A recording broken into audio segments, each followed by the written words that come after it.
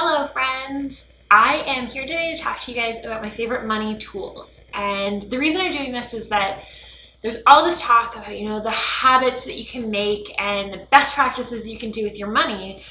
But at the end of the day, implementing a tool is actually a pretty easy win to get with your money. And the reason I say this is the first thing that I did when I started to get good with money, whatever that means, is I switched to an online bank.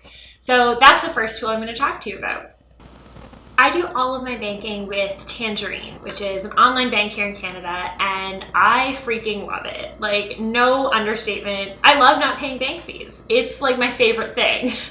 But it was also the first tool that I implemented when I started taking my money seriously. I was like, you know what? People who are good with money probably don't pay $10 every month just to have their money in a checking account. Or there was that one time that I paid $50 a month in checking fees because I forgot that there were fees every time I used my debit card. So switching to Tangerine was a really big early win for me, and it made me feel really confident that, okay, if I can do that, I can probably do a lot of other things like start investing or start tracking my spending. And it was a pretty easy win. Honestly, switching to an online bank was super easy. Tangerine made it really simple, and I've been with them for almost 2 years. So Tangerine as an online bank is how I do all of my daily checking, and it's a really big win for me. I also have a lot of savings accounts with them, so I've got 5 different savings accounts right now with Tangerine, and I really love that you can actually name them. So I don't just have, account number like 71539. I made that up, that's not my real account number. But I've got dog emergency fund, and then blog savings and vacation and gift savings. And I really like having those all laid out, easy peasy in one spot. Tangerine is where I do all of my day-to-day banking. So the second online bank that I use, because of course I have more than one online bank, is called EQ Bank. They're a relatively new bank in Canada. They're online only, and they started up, I think, around this time last year. And so I signed up shortly after that because they had killer interest rates on savings. So I use EQ Bank for my emergency fund and my house down payment savings. It's really great because these are big accounts, so they have relatively big account balances. I'll say for a millennial, they're pretty big. It's a lot of money for me. And they pay 2%. So every month I'm earning literal dollars in interest, not a fraction of a cent, which is a pretty nice thing for those big savings account balances.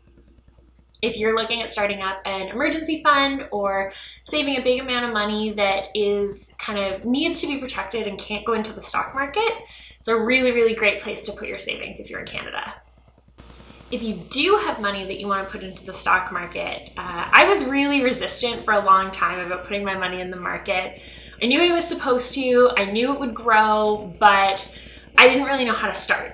And so when I heard about the whole robo-advisor thing, I was like, hey, this is perfect. I'm into robots, and it sounds like they're going to manage my money well for a pretty low fee compared to a big bank at 2.79% for a mutual fund. So I went with Wealthsimple, which has turned out to be the best choice for me. They manage your first $5,000 free, and anything over that is really, really reasonably priced for a balanced portfolio of low-cost ETFs, and you can do it all online. So I did it from the comfort of my computer, which you can't see but is sitting right here, which is why I'm motioning at it. And they have a really great app too, so I can check on my investments whenever I want on my phone, which I'm not supposed to do. I'm a passive investor. It's not like I'm day trading. I don't need to check on them. But if I want to, I can. It's super simple to use, and it's been the best way for me to get into investing, which is something that had always been on my to-do list. The fourth tool is actually something new to me this year. So I've only been using it for a few weeks, but it's called Freshbooks, and it's an accounting software for small businesses, which I still think is weird to say that Half Banked is, but I'm going to go with it and call it a business. And the reason that I got it is actually to help me track my expenses and the spending that I do on the blog, because it does make a bit of money. So any expenses that I spend on it, I can deduct on my taxes next year. So it'll be a year until I need these records. But I did think it was worth paying a little bit. It's $15 a month. to not only be able to track my expenses really well, but also be able to invoice and give my clients different ways to pay me, which is pretty great. I can accept credit cards now with FreshBooks. So it's actually turning out to be a really useful tool for my money, which is why it already, after a few weeks, is listed as one of my favorite money tools. Last but not least is my absolute favorite money tool. And that says a lot for me because I love the tools that we've talked about so far. I'm obsessed with online banking. I love robo-advisors. This is a big deal to be the best money tool, and it's kind of boring. It's spreadsheets, and specifically I use Google Sheets. So it's part of Google Drive, and you can access these spreadsheets anywhere you have a web browser as long as you're logged in. And I found it super helpful. I've been using them to track my spending and kind of track where my money's going since it's been 18 months now that I've been tracking my spending. Started with a super simple one, here's the money I spent, here's the money I saved, how do they balance out? But now I've got an updated spreadsheet. So a couple weeks ago, I redid the whole thing, revamped it to be able to add categories and have those categories kind of auto tally my money. So it's super simple to see what I'm spending on, how much I'm spending on my dog every month, all that good stuff.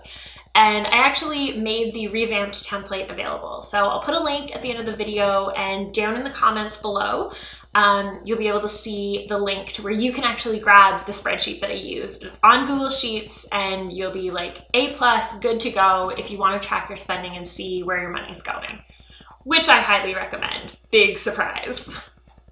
So as one little bonus, if you're not really ready to be tracking your spending full on manually, DIY the whole thing, I would say Mint gets an honorary mention in my favorite tools. It is a really good way to really low effort track where your money's going.